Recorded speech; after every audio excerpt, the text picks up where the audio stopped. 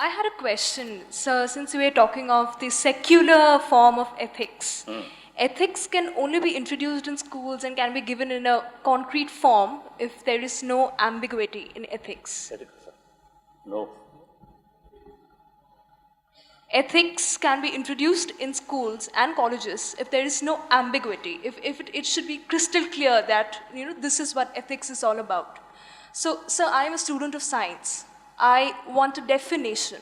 How would you define good and evil? When I do something, how am I supposed to know that I am doing good? And when I am doing something, how am I supposed to know it is bad according to a concrete definition that is there? Oh. Broadly speaking, any verbal act, physical act which brings harm other, it is non-ethics. Helping, of course, everybody have the feeling of I. So by that, taking care maximum oneself. There, nothing wrong.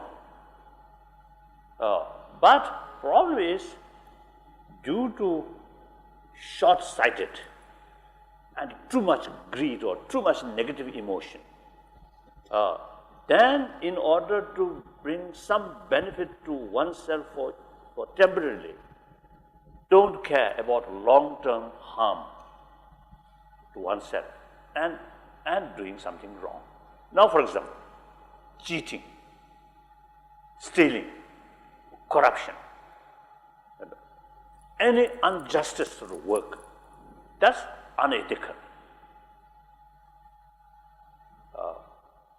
Anything which benefit to other, not harm other, ultimately bring sort of immense benefit to oneself. I think if you ask a person who doing wrong things, cheating, lying, hypocrisy, and such artificial way doing, I don't think these people, in deep insight, I think not comfortable. Open, sincere, transparent, truthful, those persons, deep insight, more self-confidence, more inner strength. As a result, much happier.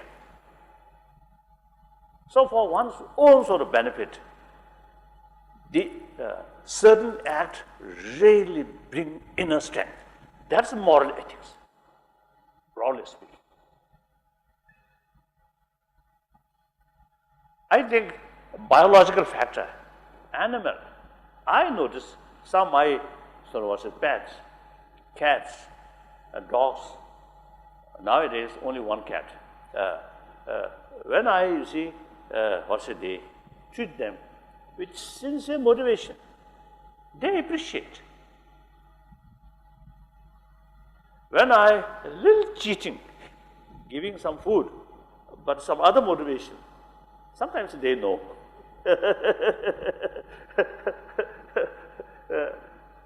So these are the moral thing. Even animal have some extent the ability of judging like that. So one thing I often half joke telling one occasion in Oxford, in front of great professors, old professors, I asked one question. And mammals, what size of brain have the ability to show appreciation? Reason, mosquito, when my mood okay, and also provided no danger of malaria, then I give some blood to some mosquito. But they enjoy sucking my blood. No sign of appreciation. So I asked the other animal like cat, dogs, if you sincerely bad or sincerely give something, they appreciate, isn't it? So what size of brain have the ability to recognize others' kasda, or say a good action. So no answer. So still, I have no answer. So like that. Yes?